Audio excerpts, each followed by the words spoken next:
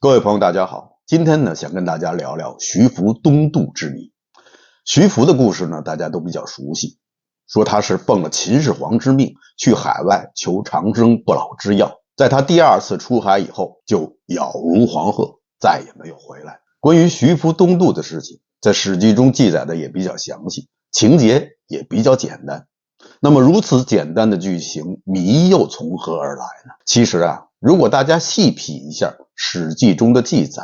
就会发现还是有些疑点，而这些疑点也会让人怀疑徐福东渡到底是为了什么？只是为了长生不老之药吗？从史记的记载中，我们了解到徐福这次出行带了很多的童男童女，有人说是500童男童女，也有人说是带了3000。徐福这次是向神仙求药，托神仙办事，所以送给神仙们童男童女，这本不稀奇，倒不是因为童男童女的工资低，而是因为这些孩子们比较纯真，他们就像一张白纸，可以更容易领受神仙们的教义。比如说《西游记》中的红孩儿，就是某位神仙身边的善财童子，所以徐福带着童男童女，这点可以理解，但他带的其他的东西就让人产生疑惑了。比如说他还带着百工、大量的农具、种子还有书籍，这些是给神仙的吗？神仙们也需要下田种地吗？神仙是不食人间烟火的，难道他们也需要播种，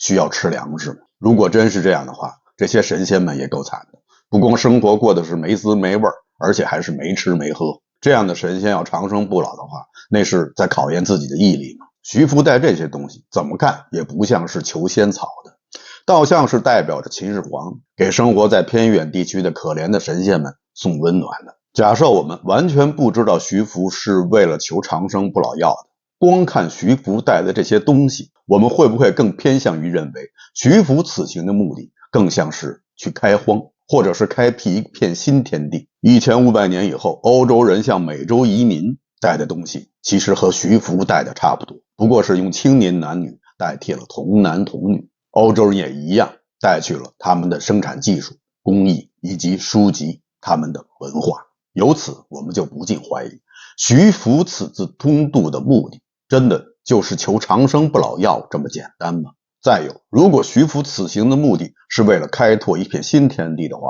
那么这是他个人的行为，还是背后有着秦始皇的授意呢？也就是说，这到底是徐福处心积虑的脱逃之计，还是秦始皇进一步开疆拓土的海洋战略呢？再有，史记对徐福的记载就截止到他最后一次出海以后，再无下文。那么徐福东渡以后，他到底去了哪里？有人说他是去了日本，他所带的童男童女最后也就成了日本人的祖先。甚至有些学者认为，日本第一代天皇神武天皇他还有一个中国的名字，就叫徐福。那么真的是这样吗？今天我们就来聊聊这位如黄鹤一般一去不复返的徐福。徐福是一名方士，方士呢又被称为方术士，到了秦汉以后就被称为道士，但这个道与道教无关。方士擅长的领域呢，通常是那些儒生们不擅长，或者是他们不屑于擅长的领域。按我们的现在理解，方士们更擅长于玄学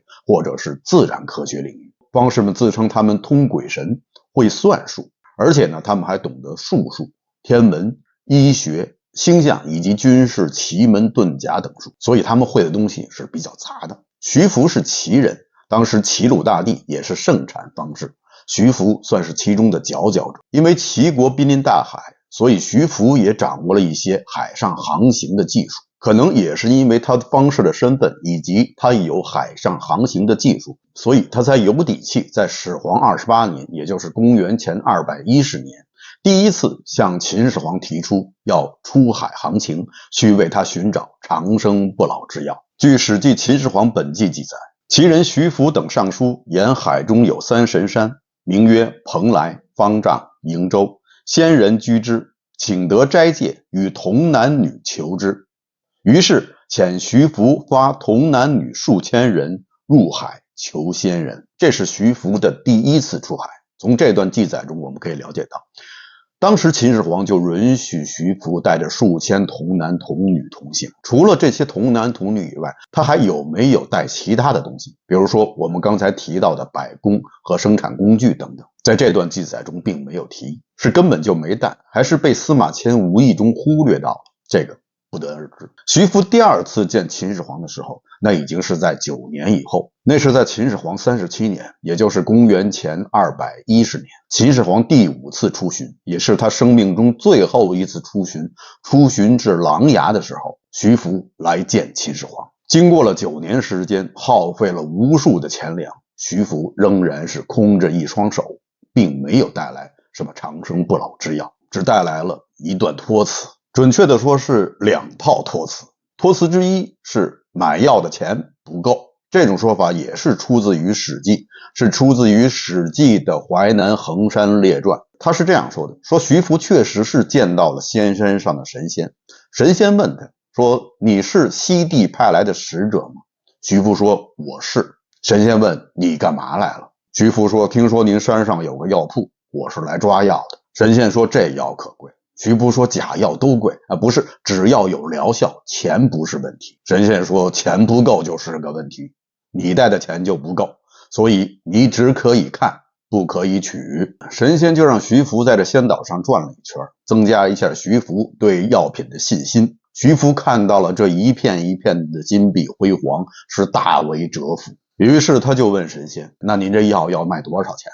神仙说，你要给我进献童男童女，还要带着百工。徐福第一次出海的时候，并没有带着童男童女以及百工，这和刚才提到的《秦始皇本纪》中的记载有所不同。托词之二，交于党路，这种说法又是出自《秦始皇本纪》，说徐福已经见到了海上仙山了，但是上不去，因为有交于挡路。他面见秦始皇的时候，请求秦始皇能够多派遣弓弩手助他射杀交鱼，然后才可以登上仙山。不管是哪种托词，秦始皇都是非常痛快了，答应了徐福的请求。徐福不是说钱不够吗？这次秦始皇就让徐福带上了3000童男童女，还带上了百工，浩浩荡荡再次出海寻药。不是说交于挡路吗？那秦始皇就亲自率领着弓弩手到海上巡视几天，终于射杀了一条鲛鱼。现在看来，那很可能是一条鲸鱼。然后让徐福再次出海寻药。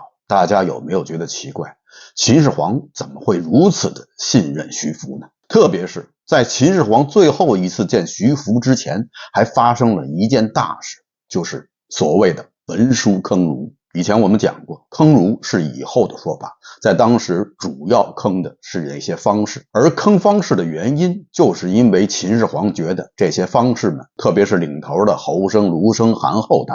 他们欺骗了秦始皇。他们不光是骗了秦始皇的钱，而且还背后说秦始皇的坏话。秦始皇是在盛怒之下决定要坑杀他们。在秦始皇提到的那些欺骗他的方式中，就提到了徐福。在《史记·淮南衡山列传》中有这样一句话，说徐氏等费巨万计，终不得药，徒奸吏相告日闻。就是说，秦始皇责怪徐福以求药为名谋取巨利，所以秦始皇已经怀疑徐福是光拿钱不办事，而且很可能将这些钱都贪污了。那么为什么当见到徐福的时候，秦始皇并没有责罚他，而是继续对他委以重任呢？我想这原因可能有以下几种。第一种，徐福是主动求见秦始皇的，这与侯生、卢生那些方士们就大不一样。那些人在拿了秦始皇的钱，骂了秦始皇以后，都下落不明了，而徐福则是主动求见，这会让秦始皇对他多了一份信任。其二，几年以前，当秦始皇决定要焚书坑儒的时候，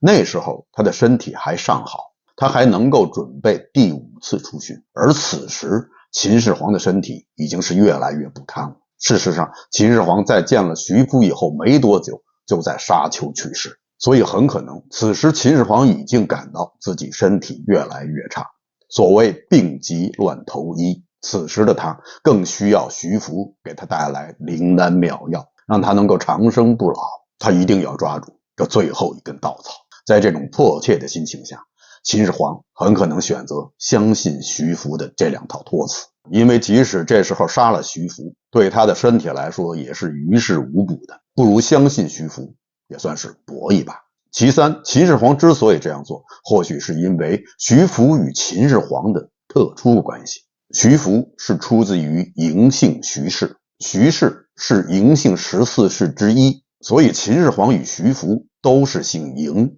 一笔写不出两个嬴来，这两个人算是秦始皇照镜子，双嬴。徐福据说是徐衍王的后人。徐衍王以前我们讲过，当年周穆王西行见西王母的时候，当周穆王与西王母正在卡拉 OK 的时候，就是这个徐衍王在中原作乱，迫使的周穆王放下话筒，急急赶回中原平叛。而当时给周穆王驾车的正是嬴氏的先祖之一造父。正是因为有了造父高超的驾车技艺，让周穆王能够及时的赶回中原，平定了徐衍王的叛乱。造父也因此受封于赵城，成了嬴姓赵氏的先祖。以上的这些理由，虽然部分的可以解释为什么秦始皇还会继续支持徐福出海去寻找仙药，但却无法解释为什么秦始皇会让徐福带着百工、带着农业技术、农业工具、农业种子出海。如果这些东西都是徐福要求带的话，那么就会有两种情况。一种，这些是徐福要求的，并且说服了秦始皇。神仙说了，只有带这些东西才能换来长生不老药，但毕竟这些都是与求仙不相干的一些东西。徐福要想说服秦始皇说这些东西不是我要的，是神仙们想要的话，恐怕没那么容易。徐福自称他是从东海归来，那可不是从缅北来的。秦始皇虽然残暴，但他的智商绝对在线。况且在这之前已经发生过几回方士们欺骗秦始皇骗取钱财的先例，秦始皇不会不防，不会就这样轻易的相信徐福，所以这种可能性并不大。那么还有另外一种可能性，就是这些东西是秦始皇让徐福带上的，而带上这些与求长生不老药无关的东西，原因只能有一个，那就是秦始皇让徐福出海有另外的目的。那么如果真是这样的话，那这个目的又是什么呢？这就引出了徐福东渡的另外一个目的，或者说是他最主要的目的，并不是求取长生不老药，而是秦始皇想要扩出他的海上疆土。我们丝毫不用怀疑统一六国的秦始皇对于疆域、对于土地的执念，甚至这种执念已经跨越了陆地，伸向了大洋深处的地方。秦始皇的野心已经不仅仅局限于陆地，在《吕氏春秋·维域篇》中指出了秦统治者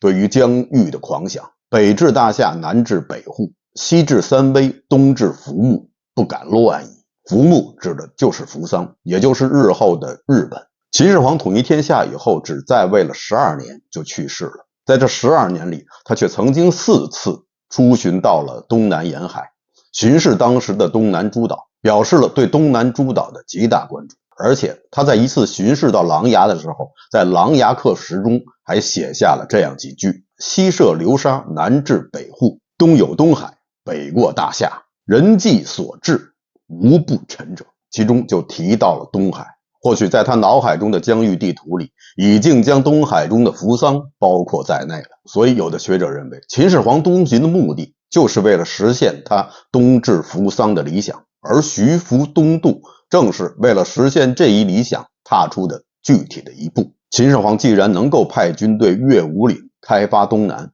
为什么就不能派人入海去寻找新的地域呢？后世的人们之所以非常相信秦始皇让徐福东渡是为了求取长生不老药，一定程度上是因为这话是司马迁说的。司马迁是儒教人士，又是西汉人士，对于相信法家的又是前朝的秦始皇有天生的抵触心理。而长生不老药这些东西更多的是道家的东西，在儒生们看来，这些都是无稽之谈。如果说秦始皇为了求长生不老药费尽心血不惜重金的话，这就会更加证明秦始皇的昏庸与愚蠢。而儒家思想又是以后2000多年的统治思想，那么这种说法自然也就被完全接受了下来。我本人不喜欢秦始皇，更痛恨秦制，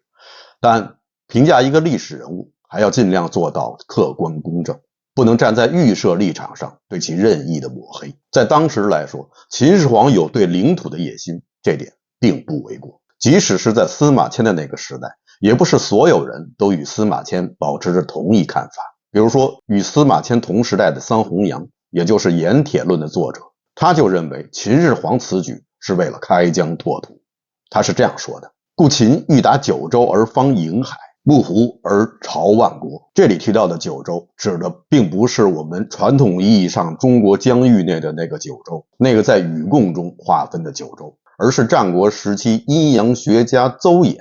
提出的中九州，甚至是大九州。邹衍认为，中国疆域内的这个九州于天下之言，它只是全天下面积的1/81。中国名曰赤县神州，赤县神州内分九州，中国之外如赤县神州者九，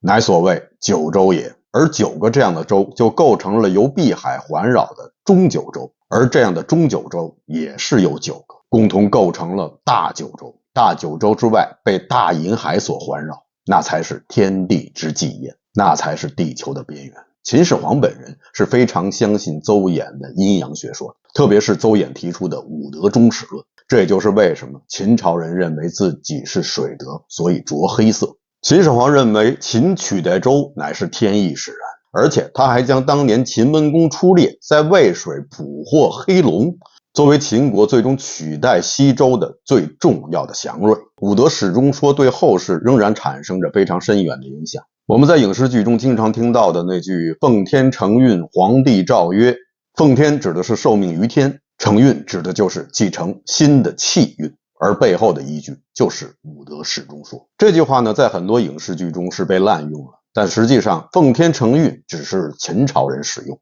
奉天承运皇帝诏曰连在一起用只是在明朝以后，是明太祖朱元璋提出来的叫法，而且也不应该读作奉天承运皇帝诏曰，断句断错了，应该是奉天承运皇帝诏曰。所以明朝以后这样说算是对的，明朝以前那就不对了。秦始皇本人对除了法家之外的诸子百家一概是嗤之以鼻，但唯独对阴阳家是情有独钟。所以秦始皇的眼界已经不再局限于中国境内的这个九州，而望向了更远的中九州，甚至是大九州。所以综上所述，徐福东渡有可能是秦始皇海外扩张或者叫海外殖民计划的一环。这也就可以解释了为什么在徐福求药未果的情况下，秦始皇仍然坚持他前往，因为求药只是徐福渡海的目的之一，在徐福身上，秦始皇还有更大的计划。同时也解释了为什么徐福要带那些与求仙药毫无关系的东西。那么有的朋友可能会问，那么徐福达到目的以后，为什么不回秦朝来报功呢？原因其实很简单，因为在送走徐福没多久，秦始皇就去世了，天下大乱，秦朝很快就亡了。而此时的徐福又能向谁复命呢？关于徐福东渡的原因还有另外几种说法。有人说那是徐福为了避祸，他找不到仙药，跟秦始皇无法交代，所以就远远的避开到了日本。在中国古代的汉书和后汉书中都持此种看法。此外还有说这是徐福主导的海外移民说，或者是齐人徐福的为秦复仇说。但这些说法我个人认为都无法解释为什么秦始皇能够允许徐福带那些与求仙药不相干的东西。如果说这是徐福自己偷偷带上的话，应该是不大可能，因为徐福出海是当时的一件大事，他如果要携带这些东西的话，牵涉的面非常之广。主办这些事情的人又都是秦朝的官吏，徐福绝对没有能力捂住这些人的嘴，将这些东西偷偷的运上船，又悄无声息的带出海。而且这些东西既然已经清清楚楚的写在了史料之中，就说明带着这些东西当时是经过官方的许可的，所以这一定不会是徐福的个人行为。那么徐福的后代以及他所带的那些童男童女的后代们，是不是就是现在日本人的祖先呢？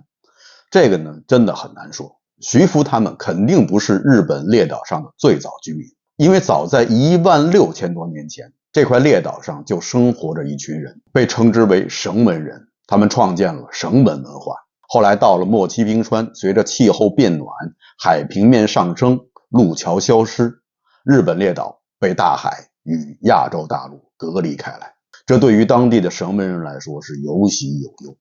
喜的是气候变暖，日本列岛上变得生机勃勃，但忧的是从此与亚洲大陆分离，没有外来的基因、外来的技术的融入，藤本文化无法进一步发展，只能停留在了石器时代。这种状况一直持续到了公元前4世纪、公元前3世纪，日本本土的文化突然发生了一个急剧的变化，新的陶器风格突然出现了，青铜器出现了，铁器出现了，甚至人们也突然学会了种植水稻。这种文化上的跨越性的进步是毫无征兆可言的，也没有任何的发展路径可循。所以很多学者相信，这一定是外来文化所致，是外来人闯入了日本列岛，给日本列岛带来了最新的技术，日本也就从此进入了弥生时代。绳门人和弥生人在基因上就是不同的。现代分子人类学发现，绳门人的基因更接近于东南亚以及澳大利亚的土著的矮种人，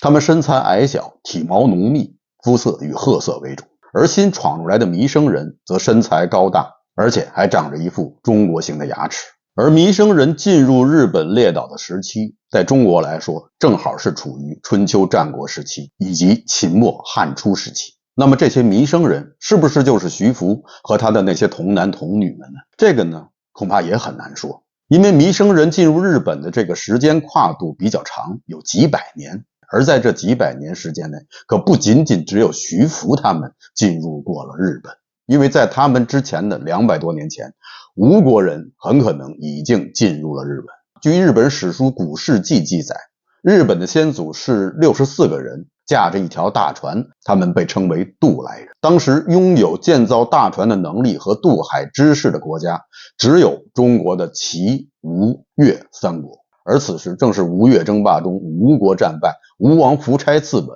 吴国灭亡的时候。当时大部分的吴国人逃往了南越，有一小部分的吴国王室驾着只有他们才能拥有的大船，漂洋过海到了日本。在一本叫《通鉴前编》的史书中也有过这样的记载，说日本又云吴太伯之后，盖吴王其之术入海为倭。在吴语中，吴与倭的发音也是非常的接近。到了隋唐时期，中日两国的关系非常密切，当时日本就公开声称，日本皇室是中国春秋时期吴太伯的后代。吴太伯以前我们讲过，就是中国史书中的太伯，是古公胆父的长子。他不愿意与自己的3弟争夺王位，所以就逃到了吴地，后来建立了吴国。而且日本是从那时候开始学会了种植水稻，而种植水稻通常是在中国的南方江南地区，所以水稻的这项技术很可能是由吴越人带到日本的。日本人的血统一直以来被认为是绳门人和弥生人的混血，其中弥生人占的比重更多一些，在 70% 以上。但最新的 DNA 研究发现，除了弥生人和绳门人之外，还有古坟人，古坟人占的比重更高。弥生人中的一部分有可能是徐福和他带来的童男童女，也有可能是更早以前吴国的流亡的王室，甚至还有来自于东北亚的其他人群，所以已经很难分得清楚。那么徐福会是日本的第1代天皇神武天皇吗？按日本史书的记载，神武天皇的时期是在公元前700年，那在中国来说是周喜王时代，与徐福差了500多年。而且这种说法是由当时驻日本的一名使馆工作人员提出的，也只是一个推论，并没有有力的证据。据日本的一本古书叫《宫下服饰古文书》记载，那被带过去的童男童女，他们的后代都姓秦。后来秦姓逐渐演化出了更多的姓氏，比如说羽田、羽太、潘多、波多等等。日本曾经有一个首相叫羽田资，他自己就说他们的家族本来就姓秦，他说自己是秦人的后代。也是在这本书中还提到了徐福的后代，说徐福总共有7个儿子，他的后代后来繁衍生息，遍布了整个日本，他们的姓氏后来也经过了乱，变成了日本姓氏。其中大儿子的后代姓福冈，二儿子的一支姓福岛，老3的后代福山，老4福田，老5福淹，老6福海，老7福柱。日本列岛在绳门时代的这段历史让我想起了南太平洋中的一座岛屿，它叫塔斯马尼亚岛。和日本列岛一样，几万年以前，它也是与大陆连接在一起的，也是随着末期冰川的结束，随着气温的升高，海平面上升，海水淹没了连接它与澳洲大陆的陆架桥。此时横亘在塔斯马尼亚人面前的是以当时他们的条件无法跨越的巴斯海峡，他们就这样被隔绝开来，成了大海中的一座孤岛。面对着四面的大海，塔斯马尼亚人并不觉得紧张，反而认为他们自己是最幸运的人。他们坚持认为他们是这地球上仅存的人类，而与此同时，温暖的气候又为这个小岛带来了丰富的物产，他们可以轻松地获得食物，不用像以前那样奔跑地去追逐猎物或者去下海捕鱼。在被隔离之前，小岛上的文明与欧洲本土的文明基本上处在同一水平，甚至在某些方面，岛上的文明还领先于欧洲本土文明。但随着被隔绝，随着气候条件的变化，岛上的人开始慢慢的丧失他们已经掌握的技能。既然可以轻松的获得食物，那就不用狩猎了，那还留着狩猎工具、狩猎技术干什么呢？这些东西很快也就消失了。塔岛人以前能够制作一些石器和骨器，他们可以将鱼骨磨成骨针，用来缝制衣服。所以在被隔离之前，他们穿的是用兽皮制造的他们自己缝制的衣服。而因为不再下海捕鱼了，得不到鱼骨，骨针也就慢慢的消失了。每隔一段时间，都有一项他们以前掌握的技能悄悄地离开了他们。公元1642年，欧洲探险家登上了这个小岛，他们惊讶地发现岛上的居民竟然是如此的落后。他们不会缝制衣服，只是披着整张的兽皮，他们甚至没有一些最简单的工具，只会使用一些粗糙的石器。他们的文明水平已经退化到了旧石器时代。人们说文明总是会向前的，或快或慢，